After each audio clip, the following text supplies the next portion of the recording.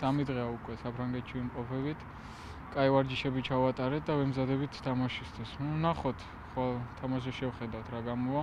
თავარია რომ გამოვიდნენ ბიჭები და ყველაფერი დავდოთ მინდორზე დანაში. მე შევხედავთ რა იქნება. პირველად მოგიწევთ ამოვიდენზე ვარჯიში და ზოგადად რა სიტყვებს სტადიონზე ერთ-ერთი საუკეთესო. კი, ძალიან კაი სტადიონია, დიდი სტადიონია. იმედი მაქვს ხოლმე ბევრი მაყურებელი მოვა და ნახოთ რა გამოვა. შევთავაზებთ კაი მატჩს მაყურებელს. იმედი მაქვს.